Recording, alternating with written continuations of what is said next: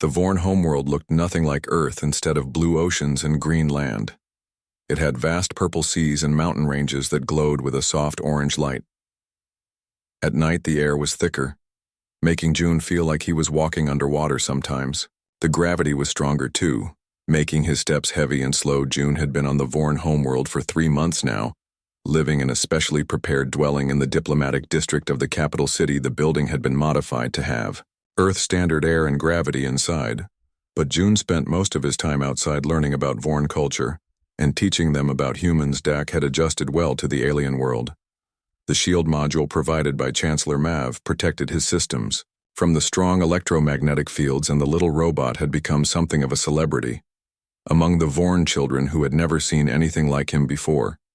They followed Dak through the streets, making excited sounds whenever he performed simple tasks.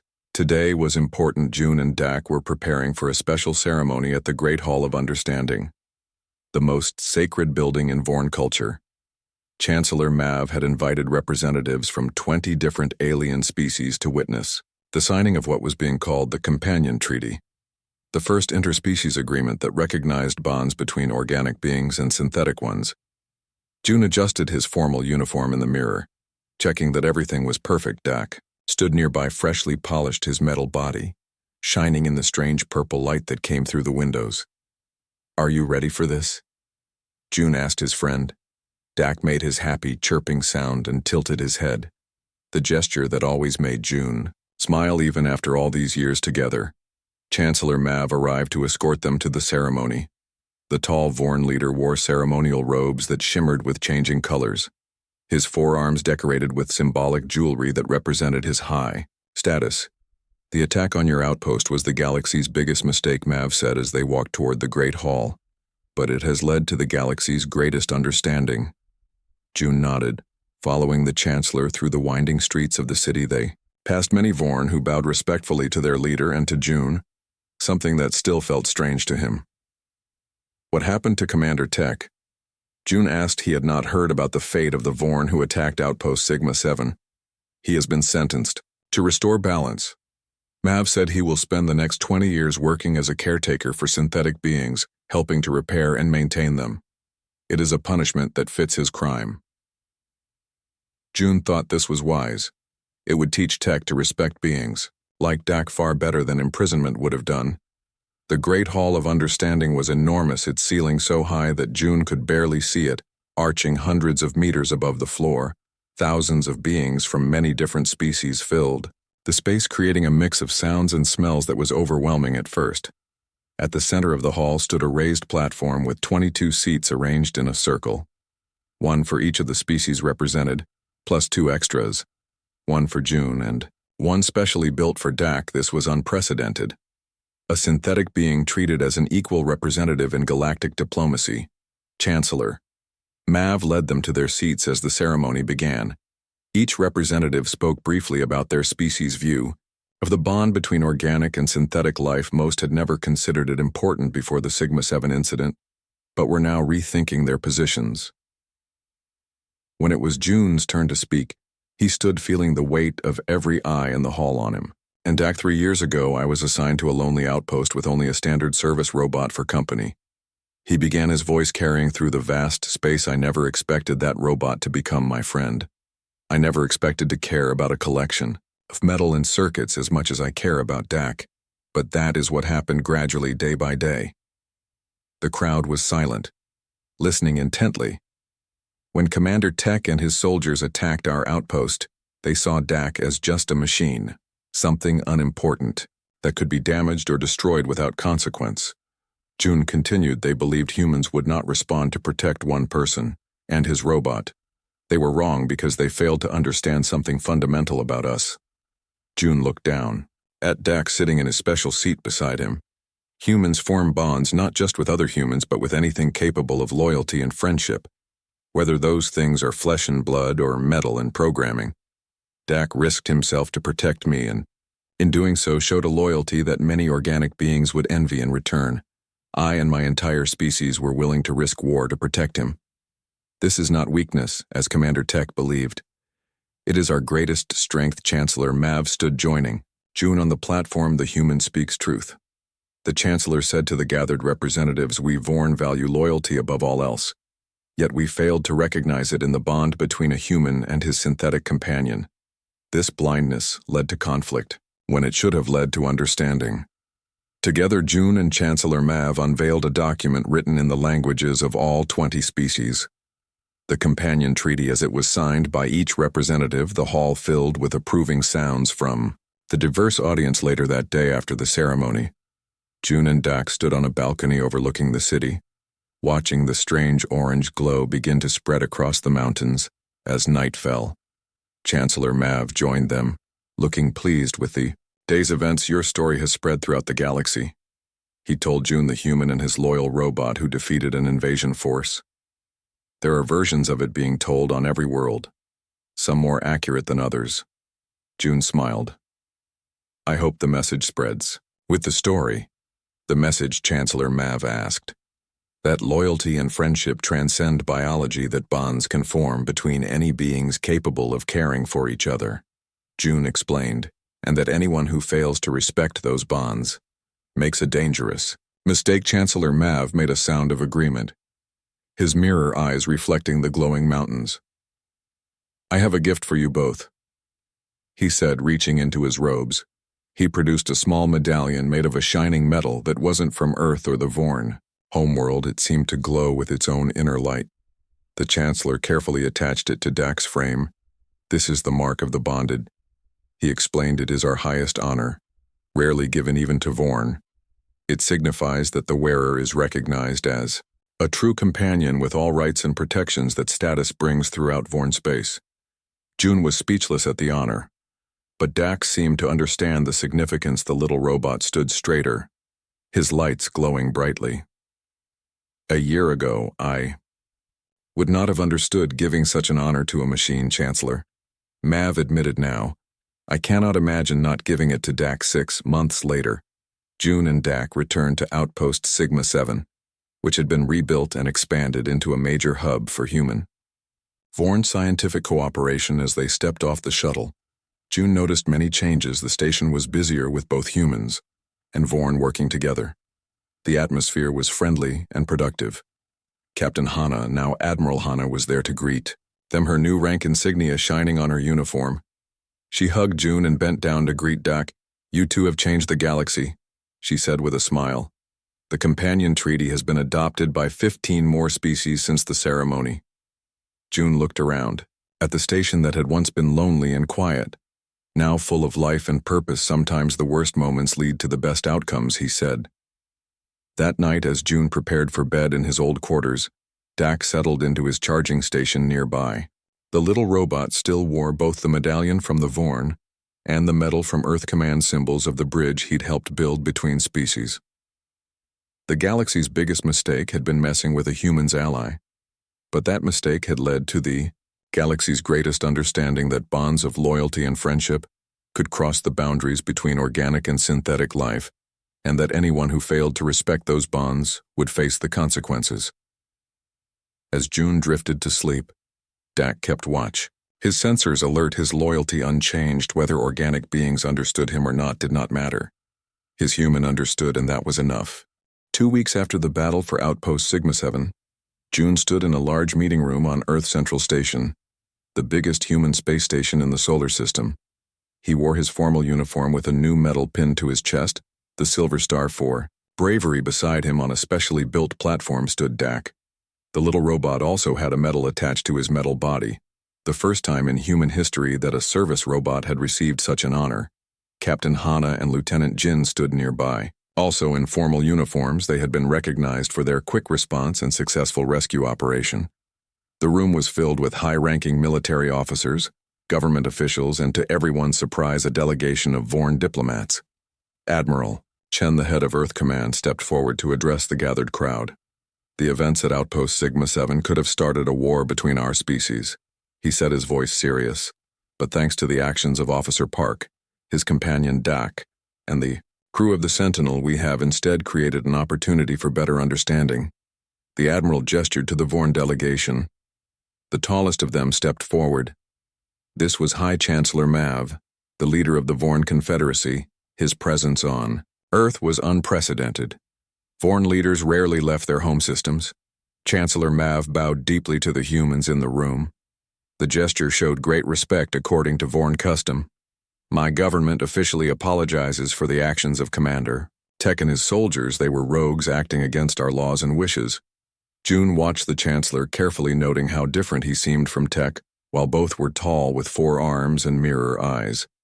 Mav moved with grace and spoke with genuine emotion. His voice had none of the coldness that Tech's had. The actions of these rogues have brought shame to our people. Chancellor Mav continued, they violated not only our treaty with humans but also our most sacred cultural values. This surprised the humans in the room. Most had believed the Vorn approved of Tech's mission. June leaned closer to Captain Hana. What sacred values, he whispered. Hana shrugged, looking equally confused. Chancellor Mav seemed to hear the question. He turned his mirrored eyes toward June. In our culture, loyalty is the highest virtue, even above strength or intelligence. The bond between allies is sacred. When Commander Tech attacked you, he also attacked your bonded companion. Mav gestured to Dak, standing faithfully. At June's side, this is considered deeply dishonorable among my people. June blinked in surprise. He had not expected this understanding from the Vorn. You consider Dak my bonded companion? Chancellor Mav tilted his head as he nodded. You have refused to replace him despite newer models being available. You modified him beyond his original purpose, and he risked himself to protect you. These are the actions of a bonded pair. The Chancellor turned to address the entire room. We have failed to understand. Humans, we believed your species formed attachments only to other humans, that your machines were merely tools to be used and discarded. We now see that was wrong. Humans form bonds with many types of beings, including those created from metal and code. This is a strength we did not recognize. Admiral Chen nodded appreciatively at the Chancellor's words. And what happens now, he asked. The Vorn who followed Commander Tech will be punished according to our laws. Chancellor Mav said. And we wish to establish new diplomatic relations with humans based on better understanding. We propose a cultural exchange program. The room buzzed with excited conversation. A cultural exchange with the Vorn was unprecedented. They had always been secretive and distant, keeping other species at arm's length, and we have a specific request, Chancellor Mav added. Looking directly at June, we would like Officer Park and his companion to be the first human representatives in this exchange. June felt everyone in the room looking at him. He was just a science officer, not a diplomat. But why? Chancellor Mav made a gesture with his upper arms that might have been a shrug. Your bond with your companion demonstrates what we failed to understand about humans. You would help our people learn and perhaps prevent future misunderstandings. After the formal meeting ended, June found himself in a smaller room with Captain Hana, Lieutenant Jin, Admiral Chen, and Chancellor Mav. They sat around a table discussing details of the proposed exchange. You don't have to accept this assignment. Admiral Chen told June, you've been through enough already. June looked down at Dak, who sat beside his chair. The little robot looked up, tilting his head in that curious way he always did when waiting for June to make a decision. I think we should accept, June said, surprising himself. What happened at Sigma 7 shouldn't be the end of the story, but the beginning of something better. Chancellor Mav made a sound of approval. You are wise for a young human. Captain Hana smiled at June, but her eyes showed concern. The Vorn homeworlds are very different from human environments. She said, will Dak be able to function there? The Chancellor nodded. This is a valid concern. Our atmosphere is heavier than yours and our electromagnetic fields are stronger. We have prepared for this. He reached into a pouch and pulled out a small device. It was a shield module that would protect electronic systems in our environment. June took the device, examining it carefully before attaching it to Dak's frame. The little robot chirped happily as if approving the new addition. The next morning, June sat alone with Dak in his temporary quarters on Earth Station. He was reading the official briefing for his new assignment as cultural attaché to the Vorn Confederacy. I never expected this, June said to Dak, who sat watching him. We were just doing our jobs at a quiet outpost, and now we're going to be diplomats. Dak made his happy chirping sound and moved closer to June. The little robot had always seemed to understand more than his programming should allow. A knock at the door interrupted them. Captain Hana entered carrying a small package. "I wanted to see you before you left," she said. "I have. Something for Dak." She knelt down and opened the package. Inside was a new communication module, more advanced than anything June had seen before. "This will let Dak send messages across any distance," she explained, "even from the Vorn homeworlds to Earth. And it has special encryption that only Earth Command can access." June understood the unspoken message. This was not just a gift, it was insurance. If anything went wrong, Dak could call for help. "Thank you," he said as he installed the module on Dak. Hana smiled. "Watch each other's backs out there," she said. "That's what allies do." Later that day, as June prepared to board the Vorn diplomatic vessel, Admiral Chen pulled him aside for a final word. "Remember, you're not just representing Earth, you're sending a message to the entire galaxy." "What message?" June asked. "That humans protect their own," the Admiral said. "No matter if they're flesh and blood or metal and circuits, loyalty goes both ways, and anyone who forgets that makes a dangerous mistake." June nodded. Understanding fully, he walked up the ramp to the Vorn ship, Dak at his side, as always behind them. Earth glowed blue and green against the blackness of space. Ahead lay the unknown territory of the Vorn Confederacy. Commander Tech had made a mistake, attacking a human's ally. The response had been swift and overwhelming, but the real message was bigger than one battle. It was about understanding that bonds of loyalty cross species and even the boundary between organic and machine. As the ship pulled away from Earth Station, June looked down at Dak. Together, they were going to teach that lesson to the galaxy, one step at a time. The entire station shook as the Sentinel fired again, its weapons targeting only the Vorn ship, not the station itself. Lieutenant Jin and his team of 6 Special Forces soldiers moved silently through the maintenance tunnels of Outpost Sigma 7. They wore black armor that absorbed light, making them nearly invisible in the dark spaces. Jin checked the small screen on his wrist. It showed a detailed map of the station with moving red dots representing Vorn soldiers and blue dots showing his team. The information updated every few seconds thanks to Dak, who was still connected to the station systems. According to this, the main group of Vorn are heading to defend their ship. Jin whispered to his team that leaves 3 near the command center, including their leader and 2 more guarding the weapons control room. "Those are our priority targets." The team split into 2 groups, Jin leading 3 soldiers toward the command center, while the others moved to secure the weapons control room. They moved quickly but carefully, knowing surprise was their best advantage.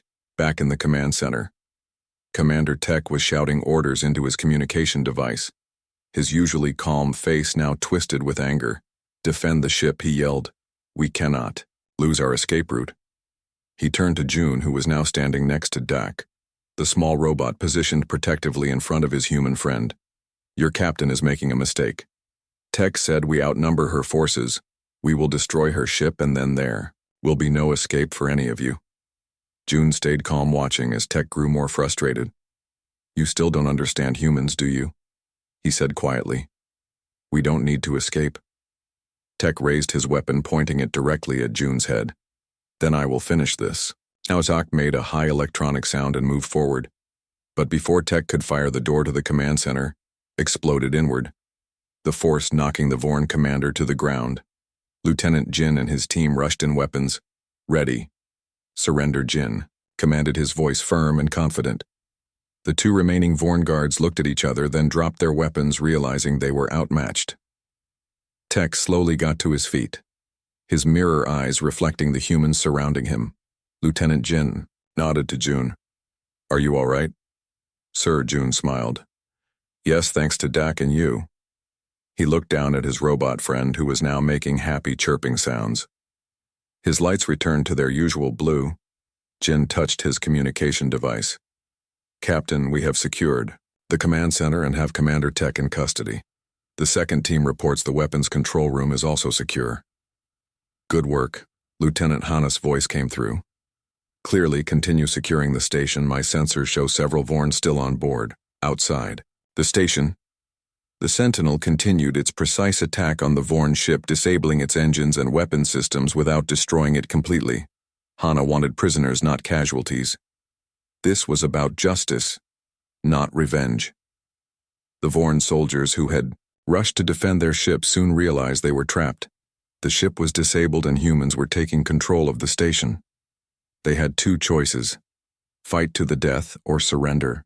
Most chose to surrender. Within 45 minutes of the Sentinels' arrival, the battle for Outpost Sigma-7 was over. All 17 Vorn soldiers, including Commander Tech, were in custody, and the station was back under human control. Captain Hana docked the Sentinel and came aboard with her medical team. She found June in the station's common area, sitting on a bench while a doctor examined his injuries. Dak sat beside him on the bench, the little robot refusing to move even when the doctor asked him to. Your robot wouldn't let us check your injuries until we fixed his damaged leg assembly, the doctor told June with a smile quite protective for a service unit. June patted Dak's repaired leg. He's got personality. Captain Hana approached with Lieutenant Jin Officer Park. I'm glad to see you're recovering. She nodded. Toward Dak. Your friend sent quite the detailed distress call included. Vorn positions, their conversation recordings, even their tactical plans. I've never seen a service robot operate so effectively. Dak is special. June said simply, not just a machine, but a friend. Hana smiled. Then her expression turned serious. We've started interrogating Commander Tech with some very interesting results. It seems he's part of a rogue faction within the Vorn Confederacy. They believe humans are weak because we're spread across too many systems. They saw us as easy targets, and they thought we wouldn't respond quickly to protect a single human on a remote outpost.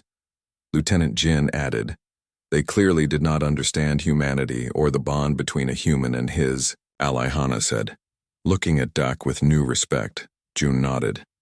What happens now, Captain? We're taking all prisoners to Earth Command for formal proceedings, Hana explained. But we've already sent word to the Vorn central government about this incident, along with detailed recordings of Commander Tech explaining his plans.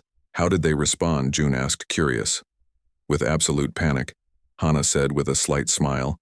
Apparently the idea that they violated not just a treaty, but attacked what they called a human, and his bonded companion has them terrified of our response. They're sending their highest officials to make amends. June looked surprised. They care about Doc. Hana nodded. It seems in their culture, the deliberate harm of a companion's protector is considered especially dishonorable, even if that protector is a machine. They understand loyalty, even if they don't understand our relationship with technology. Later, as the medical team finished treating the wounded and securing the prisoners, June walked through the station checking for damage. Dak followed close behind him, the two of them moving together as they had for years. They reached the observation deck, a large room with windows looking out at the stars, and the massive gas giant beyond the Sentinel was visible too, its sleek form hovering protectively near the station. Captain Hana found them there. We will have a full repair team here within 2 days, she said. And Earth Command is asking if you'd like a transfer to a less isolated posting after. What happened? June looked out at the stars, then down at Dak. No thank you, Captain, this is our home now, isn't it? Dak. The little robot made his happy chirping sound and tilted his head. Hana smiled at the interaction. Earth Command is recommending you for a commendation, she told June, though technically it's Dak who saved the day. June shook his head. We saved each other, that's what friends do. The Vorn don't understand this, Hana said thoughtfully. In their culture, machines are tools, nothing more. They couldn't comprehend why we would respond so forcefully to protect one human and his robot. Then they should learn. June replied, his hand resting on Dak's metal body. Because if there's one thing humans won't tolerate, it's someone hurting our friends. No matter what form those friends take. As the stars continued their slow dance outside the window, June and Dak stood together looking out at the universe that had just learned an important lesson about humanity, while on the Sentinel, Commander Tech sat in a holding cell, beginning to understand the grave mistake he and his soldiers had made when they hurt a human's loyal ally. The stars looked the same from every corner of the galaxy, but June still missed the view from Earth.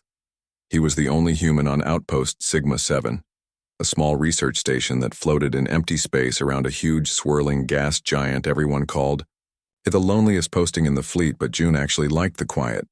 June walked through the empty hallways of the station, his footsteps making hollow sounds on the metal floor. The station was designed for a crew of 15, but budget cuts meant it operated with just one human and a few service robots. Most days June talked only to himself, and to Dak was different from the other service robots on the station. He was small, about the size of an old Earth dog with 4 metal legs, a square body and a head that could turn almost all the way around. His official name was Dak 319, but June just called him Dak. They had been together for 3 years now, ever since June first arrived at the station. "Look at this, Dak," June said, holding up a tablet with new research data. The little robot moved closer, tilting his head to one side. It was something he did when he was processing information. A small quirk that wasn't in his programming. Dak had developed many such behaviors over the years. He made happy chirping sounds when June gave him tasks he liked, and sad low tones when the station systems needed repair. Earth Command wanted to replace Dak last year, saying the model was outdated. June had refused. He filed report after report, until they gave up. Dak wasn't just a robot to June. After so many months alone together in the emptiness of space, the little machine had become his friend. Outside the thick glass windows, the gas giant changed colors slowly from deep blue to purple. As radiation storms moved across its surface, June watched as he ate his breakfast. The same meal he had every morning. Dak sat nearby, his sensors humming softly. The morning routine was always the same until today. A loud alarm broke the silence, making June jump and spill his coffee. Dak immediately stood up, his lights changing from calm blue to alert yellow.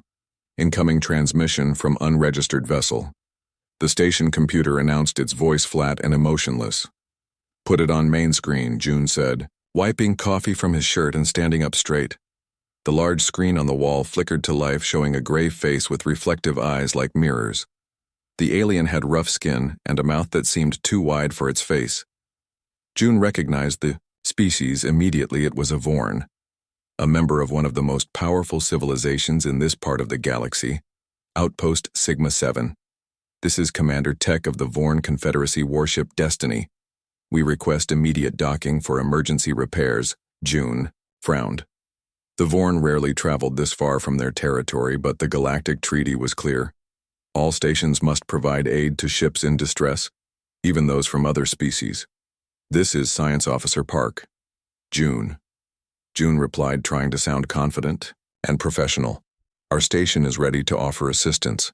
Please send your ship details and crew count for our records." The alien seemed to hesitate for a moment. There was something in those mirror eyes that made Dak move closer to June, as if sensing something was wrong. "We have a crew of 12. Commander Tech said, his voice smooth. "All technical specialists, no weapons or military personnel. We appreciate your quick response, human. We will dock in 20 minutes. The screen went dark. June looked down at Dak, who was making a low warning sound. "I know, buddy, something feels off," June said, "but we can't refuse them without proof of hostile intent. It's against the treaty." June spent the next 20 minutes preparing the docking bay. He checked the station's defensive systems, making sure they were active but not obvious. He also sent a standard notification to Earth Command about the unexpected visitors, then positioned cameras to record everything. It was standard procedure, even if the Vorn were probably telling the truth. Dak stayed close, never more than 3 steps away from June as they waited in the docking bay. June had noticed years ago that the robot seemed protective, almost like a guard dog from old Earth stories.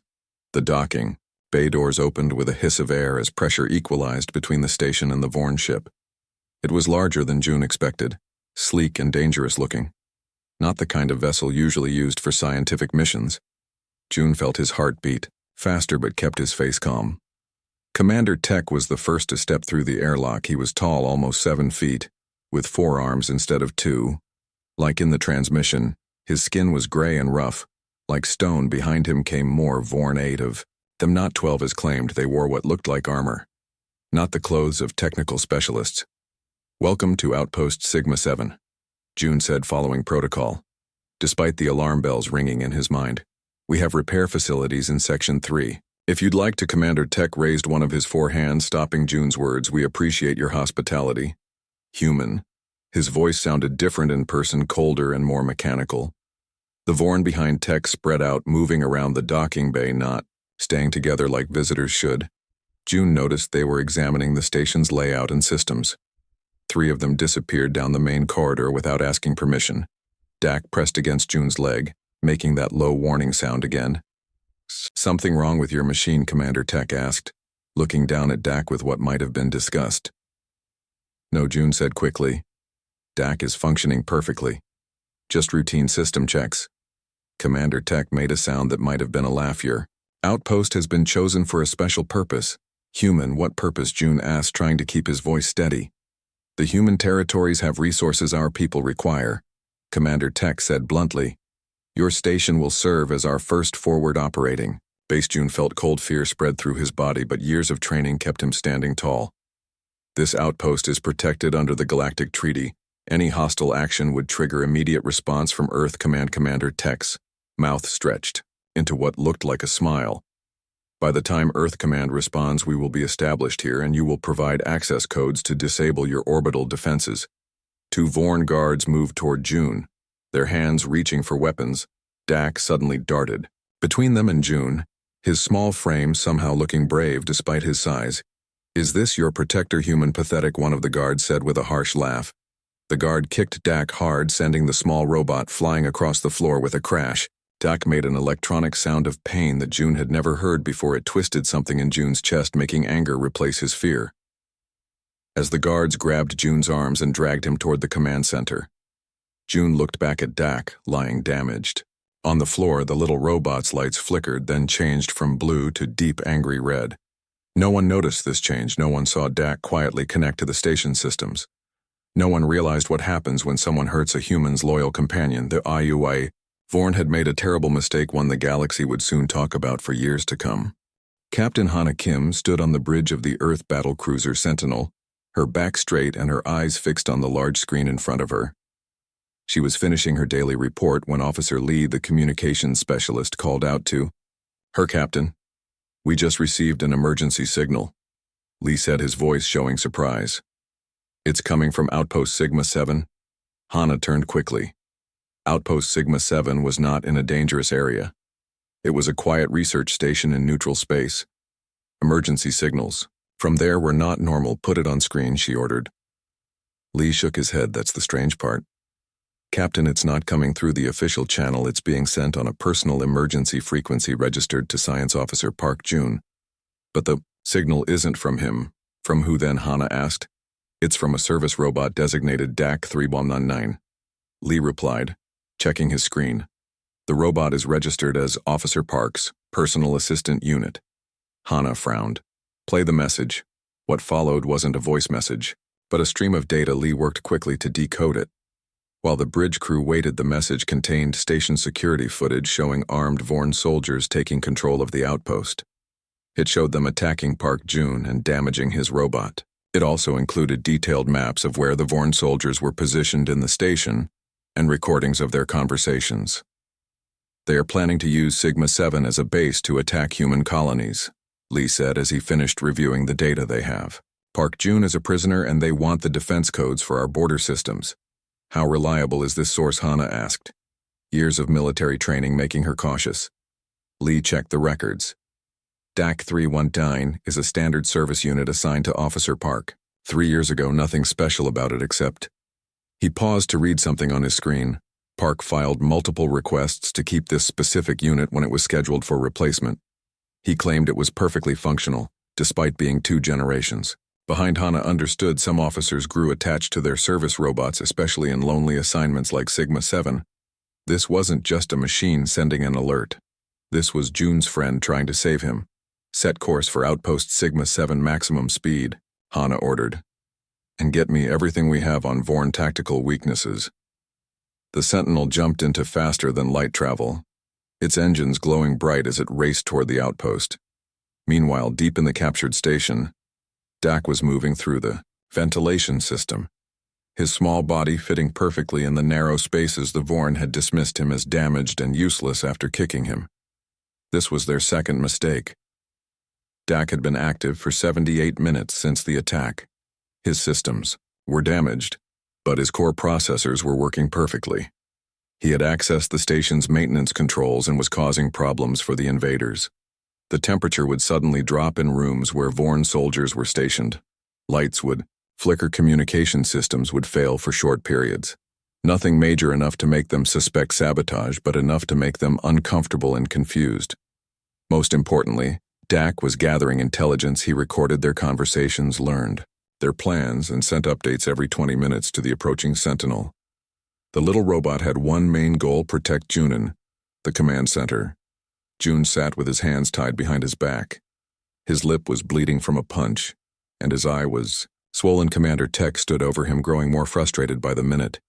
"Give me the defense codes now," Commander Tech demanded, his forearms gesturing angrily at the station's control panel. "I told you I don't have them," June replied, trying to sound calm. "Only the station computer has them, and it only responds to my voice under normal circumstances, not when I am under obvious duress." The Vorn commander leaned close, his mirror eyes reflecting June's bruised face. "Your resistance is illogical, human. No help is coming for you. Your species values efficiency over individuals. They will not risk conflict for one person." June smiled slightly, leaving Tech confused. "You know so little about humans." The lights in the command center flickered again, and the temperature dropped 5 degrees, the third time this had happened in the last hour. Tech roared in frustration. "Fix these systems," he shouted at one of his technicians. The technician looked nervous. "Commander, we've tried the station computer. Seems to be malfunctioning. We can't identify the cause." "I could help," June offered. "But you've tied my hands." Tech stared at him for a long moment, then nodded to a guard. "Untie him, but watch him closely." The guard removed June's restraints, and he rubbed his sore wrists, then moved to the computer terminal. He knew exactly what was happening. He had seen Dak's eyes turn red before the robot was kicked.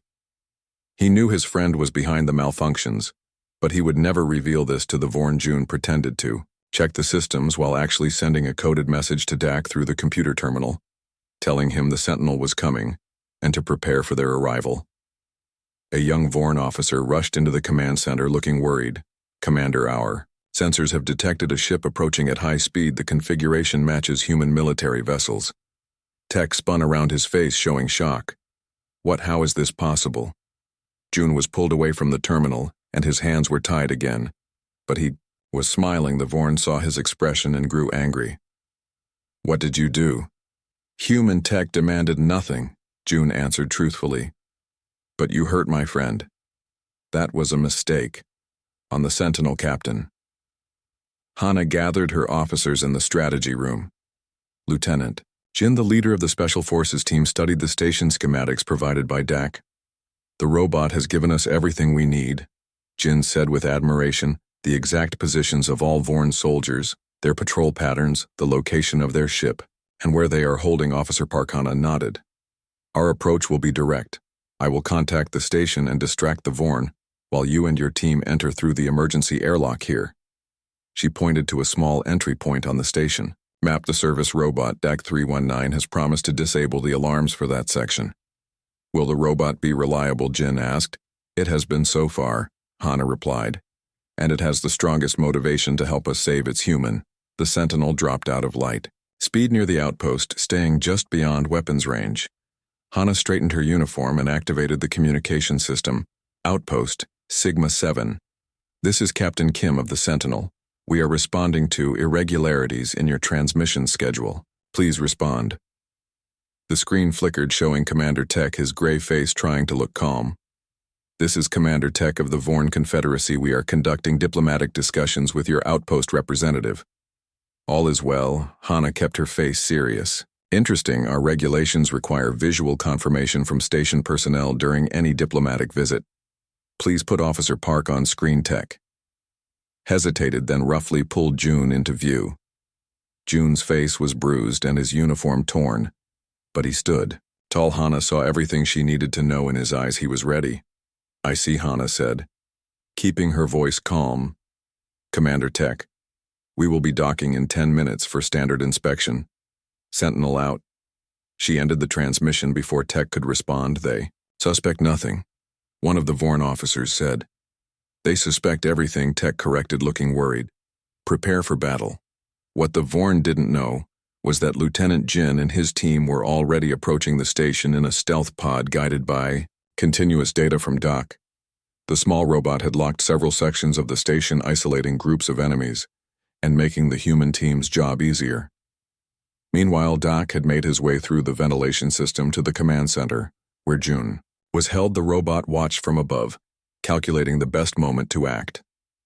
When most of the Vorn rushed to defensive positions, leaving only 2 guards with June and Tech, Dak made his move. The little robot dropped from the ceiling, landing directly on one guard's head. Dak was small, but June had secretly modified him over the years, adding small electrical disruptors that were definitely not standard issue. Both guards collapsed before they could react. Tech turned in shock, raising his weapon, but hesitated at the strange sight of the small robot untying June's restraints. "This is your great savior." Tech laughed, a maintenance droid. June stood, rubbing his wrists. "No, this is my friend, and you hurt him." Before Tech could respond, the station shook with explosions as the Sentinel began a precision strike on the Vorn ship. Docked outside, the rescue had begun, and the Vorn were about to learn an important lesson about humans and their allies.